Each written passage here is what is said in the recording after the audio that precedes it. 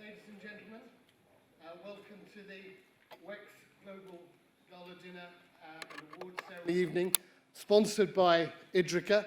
And I'm sure, as you can see, they've provided the most fantastic venue for us. I'm sorry for the slight hitch we had, keeping you waiting outside for a bit longer than we'd anticipated, but the fishes need to be fed.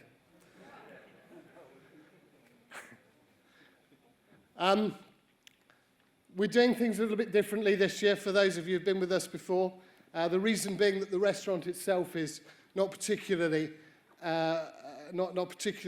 suitable for a presentation like this, and we couldn't pass up the opportunity of bringing you in here and letting you see the sort of full magnificence of the auditorium. So we're going to begin with a keynote presentation from Jon Z Bentley, who is the executive partner and water sector leader for IBM, who's going to give us his view of where the water and utilities industries in general will be going.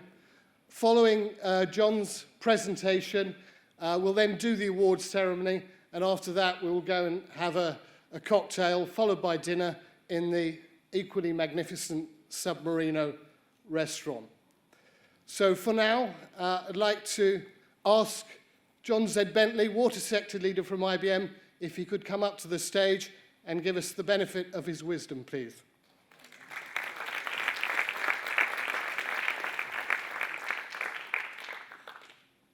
How cool is this, eh? I'm very conscious that I'm between you guys and drinks and dinner, so if you just bear with me while we're just serious for a little bit longer, and then we can go to the restaurant. My life's been about changing the way that things work, and hopefully for the better, using data and technology, changing processes, changing the way that people do things in their businesses. And for me, that's what smart is all about. So I find myself now, I'm an IBMer, working in the water industry, as we heard earlier, the coolest and most exciting industry to be in, and certainly the most essential industry for life on this planet. And I work for IBM, the 100-year-old startup that's reinvented itself, the company that made the computers that put people on the moon, that invented everyday things like barcodes and cash machines that we use in our everyday lives. We started off making computer hardware. We became a software company. We shifted to services, and now we do things on the cloud and with artificial intelligence. Of course, we still do build systems and do the things that help our clients fix their problems. But always our focus has been on the business machine and how it works and how to make it work better. So I'd like to think about how we get smarter about fixing the problems that we're facing. And as you would expect, coming from a tech company, I'll touch on some of the technology that we might deploy.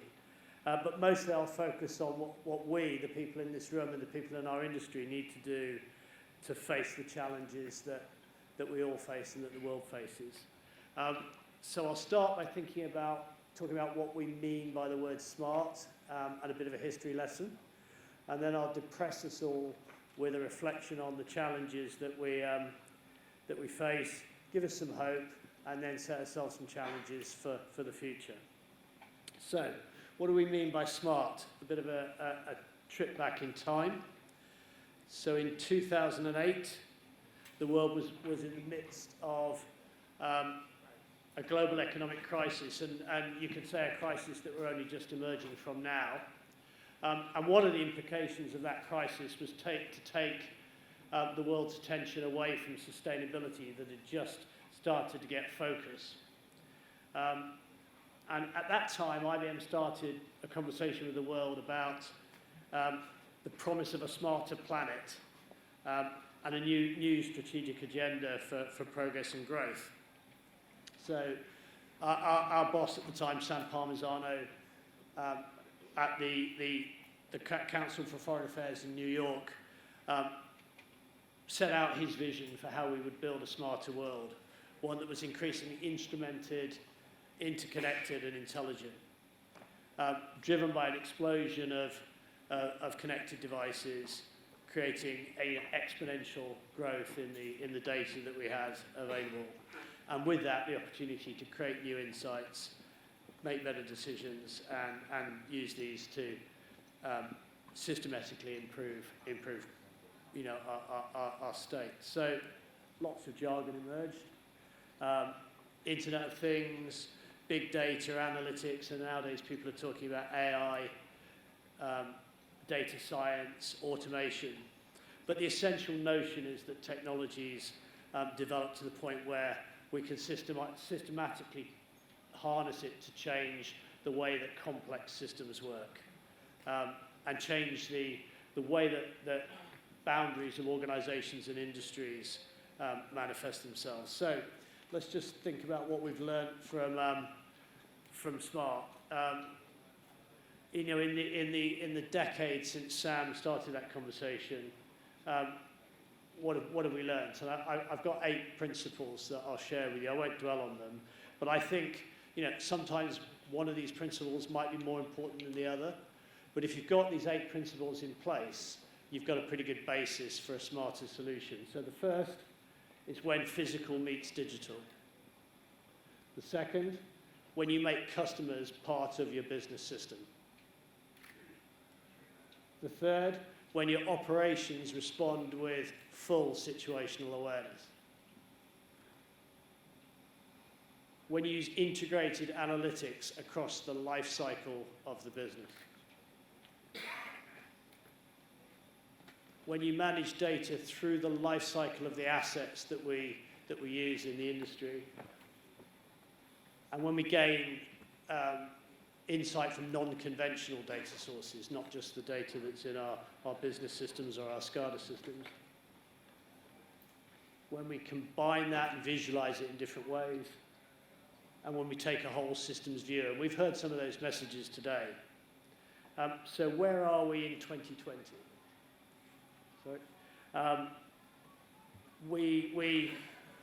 We're seeing smart systems beginning to emerge, helping electricity transmission companies operate without transmission failures and outages, smart meters helping people to reduce consumption, water companies using analytics to prevent environmental pollutions, devices like Alexa helping us control our houses.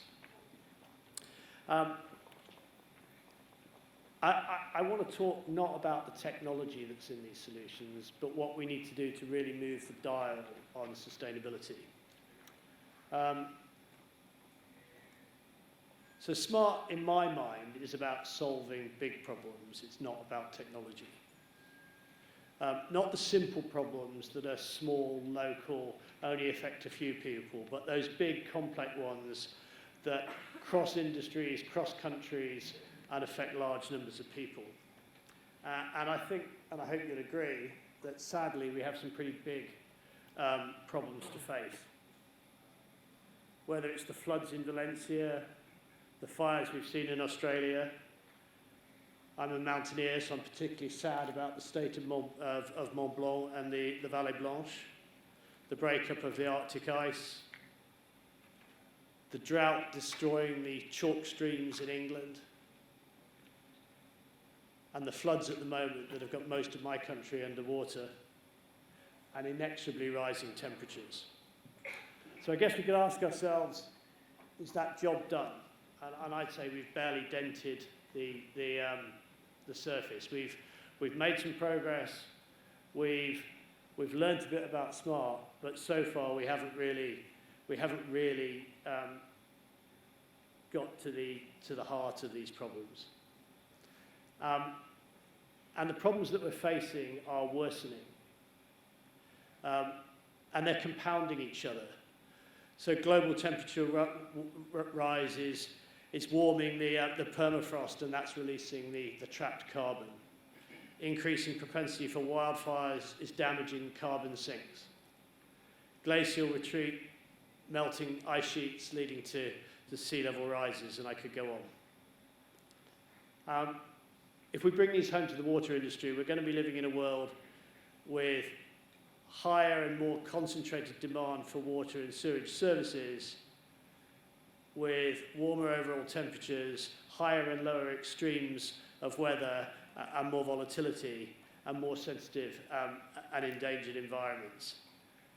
More disruptive threats to operations, greater contention for water resources between industry, agriculture, the natural world, recreation, and utilities. And public tolerance is going to become even more fragile when services break down. And in response, and we're seeing this already certainly in the UK, regulatory constraints become tighter in response to those performance problems. And in some parts of the world, water is going to become a matter of international tension and dispute. And time isn't on our side. You know, the window we've got is maybe 15 years. And some of the catchments that have been damaged by drought and over-abstraction may be past the point of return. You know, when the springs have run dry, the return of the rains doesn't necessarily make them flow again. Where contaminants have leaked into the aquifers and salinated the soil, it's not a simple matter to repair that. Natural habitats are disappearing, and with them, the species that depend on them. And that isn't just a case of a couple of pages of the encyclopedia being ripped out. The consequences ripple on to impact further species and their custodianship of the environment and our water and food systems. And the thing that we need to be really scared about is that the tipping point may not be far away. And the factors that are compounding that change, so population growth, urbanization, economic development, deforestation and more, are all accelerating. So these are what you might call wicked problems. They're problems that don't have simple solutions. They don't have one solution. They have complex solutions that need to work together. They're urgent. If we don't work on, if we don't act now with immediate impact, we can be in deep trouble. And for many people and for many businesses, as well as for much of the natural world, it's nothing short of an existential threat. So I think we need a step change in the type of smart that we develop. You know, the number of the solutions, the type of the solutions, and the scope of them. And that means that we need to increase the pace of innovation. And I don't mean here the type of innovation that perhaps I talked about this morning that comes out of the lab and is about point solutions built on deep science. I mean innovation that crosses boundaries, boundaries between organizations, boundaries between countries, business models that incentivize solutions at the systems level. Now, the good news is we do have some examples, and I've got three that I'll touch on very briefly. The first is in Europe and looks at decarbonisation of energy grids and transportation. The second is global and deals with trust, provenance and food. And the third is in our industry, the water industry. So with TenneT, we're helping them and the other European TSOs address the problem that happens when you move your electricity system to renewables. Your renewables come from wind in the north of the country, and your demand from your industrial cities is in the south. So when the wind stops blowing, the factories don't shut, and we have to fire up, you know, standby fossil fuel generation with the carbon impact that that has. And when the wind blows too much and it's at the weekend and the factories aren't using the demand, we've got excess energy and we have to pay the wind farm producers to curtail production. At the same time, we've got an increasing fleet of home batteries and electric vehicles. So with Tesla, BMW, Nissan, with TenneT and a couple of the other European TSOs, with some of the distribution companies in Germany like Bayernwerk, we're creating a system that lets the flexibility in people's houses and from people's vehicles act as an arbitraging balancing mechanism between the wind farms in the north and the demand in the south. And the same solution and the same problems apply for solar generation in other parts of Europe. So the second example, food and the food chain. So around the world, food chains have become much more complex, more parties involved, more countries, more distribution, and more to go wrong. And when it does, it's a serious problem. It's a serious health problem as well as being a serious business problem. And more than brands and profits suffer. So customers want to be able to rely on the trust and provenance of the food and buy what they want freshly. Retailers need to be able to manage the produce across their supply chains, getting the right goods to the right shop in the right quantities, and ensuring that they do that efficiently and with goods fresh and affordable on the shelves. Suppliers need to manage logistics. Producers, large and small, need to get their goods to the shelves across vast and complex distribution networks. And across all of that, regulators and we in society need to ensure that standards are met. So the IBM Food Trust uses blockchain. We work with Unilever, with Walmart, and with any number of small supplier groups and distribution companies to track and trace food across that incredible network. I think it's a pretty smart solution with a big impact on sustainability. And we heard a lot about smart in the water industry and the importance of instrumenting assets and building new technology and digital twins. I've been working with Thames Water, and they've got an infrastructure that dates back to the Victorian ages. Some of the pipes are 170, 180 years old. After a couple of wars and a fair amount of rampant building, it's not even clear where the assets are, which side of the road, what type of pipe diameter they are, what make of pipe, what material. And if you do dig down, sometimes you find pipes that are just as good as when the Victorians laid them. Sometimes you find things that are as thin as cigarette paper. And of course, when you do dig down to inspect them, you risk compromising them in the first place. So instrumenting the entire network is just not practical from a commercial perspective, the time it would take and the disruption that it would take to the city. Replacing that network and fully instrumenting it is going to be a generational task. So how do you look into the dark network, see what's going on, and work out where the bursts are going to happen?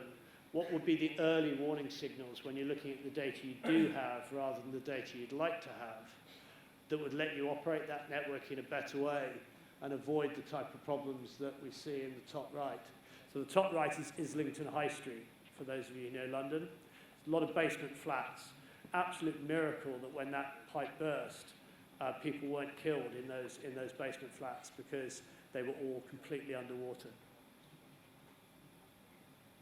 So using AI and machine learning and advanced data science, and looking at the data, the historic data before those events, we've managed to work out some fairly critical insights in terms of how to run that network in a way that doesn't create more bursts, and some insights as to how we can better do asset maintenance and whether or not it's better to replace a whole pipe or a whole DMA or not replace them at all.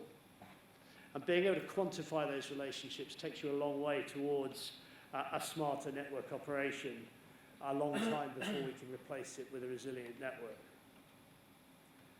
So what's happened that these type of solutions, and there are many more examples I could pick from other industries, what's happened that means that they're emerging now?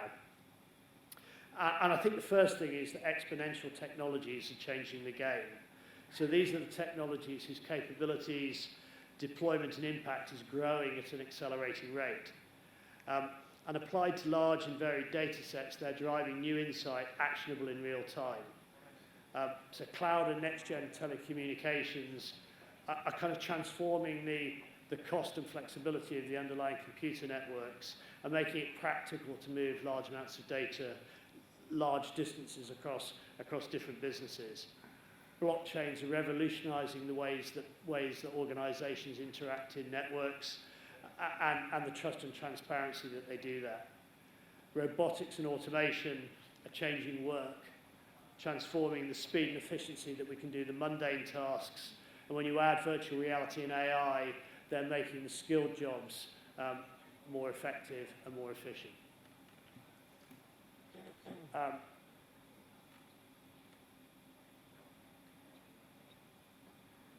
the type of business models that are emerging as a result of these exponential technologies, we in IBM call cognitive enterprises. Other people call them intelligent enterprises, intelligent systems. It's really the essence of smart. And I don't think it's really about how we deploy the technology. I mean, tech companies always say it's easy, but trust me, it's a lot easier than changing the way that people think and act. So I think there are three keys to doing that: mindset, people, and data. And data is the real oxygen here. We need to look after it, harness and protect it. We need to use it and combine it and share it carefully and ethically. Because without data, AI just doesn't happen. But it needs to be the right data. A lot of people talk about big data. It's not always having more data that matters. It's having the right data.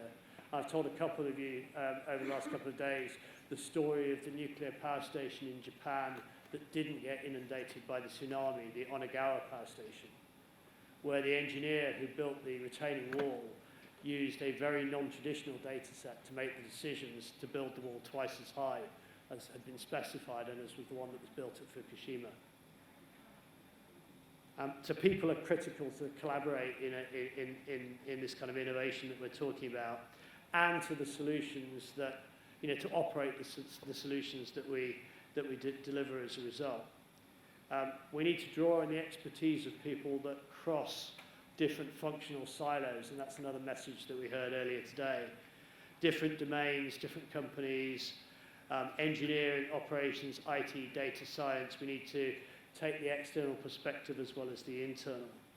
Diversity really is the key to the type of innovation we need. And lastly, we need mindset change. Different solutions need different thinking. This is an industry dominated by engineers. And I can say that because I come from an industry that's dominated by engineers, IT engineers. So just like IT people like to write a new app and implement a new system, engineers like engineering solutions to the problems that they're faced. And typically, like all of us, they're the engineering solutions that they know and are familiar with. If we take the outcome we want, take an overall systems perspective, and apply a multidisciplinary approach to design, we might just come up with some really smart solutions, the type of solutions that solve the problems I was talking about earlier, the ones that change the way that we work in a really fundamental way and bring some profound and sustainable outcomes. So where can we start? I think we should start where we've got the biggest problems, the ones that have been around for years and haven't really shifted despite our best efforts, the ones that are getting rapidly worse and whose implications are ever more serious. And I don't think that just because those are the ones that kind of threaten us from a sustainability perspective. They're the ones that people care about, that will motivate people to actually make the decisions to go for scale, not to play around with endless pilots. They're the ones that seriously impact this industry and the ones that our people care about. So I've got 4 suggestions as to where we start, and then I'll close with a final observation. So where might we start? Holistic catchment management. How do we bring together the different stakeholders around the water resources and solve problems that might be about multiple behaviour changes across agriculture, across water use from residential users, and across the way that we as utilities abstract and discharge water? How about thinking about our companies, and I was pleased that some of the startup businesses that were pitching earlier were thinking in this direction. How do we view water utilities as electricity companies, producing huge amounts of energy from gas, using the real estate for renewables, and crucially using the flexibility that we have in the pumps and the blowers and the equipment to help balance an increasingly volatile electricity system? How do we how do we change the way that we do operations to build resilience to external events without the need for massive asset headroom? Changing the way that we operate the network and the way that we influence demand on the network, rather than pouring more concrete, welding more steel, and digging more tunnels. And how do we build customer-side solutions to integrate them into the smart systems that we're building? Getting them to change their behavior, their per capita consumption of water, their energy behavior, making them the eyes and the ears of the smart system. I don't think we're short of places to start. So these are persistent challenges, and that may kind of seem like stating the obvious, but persistent challenges need new thinking.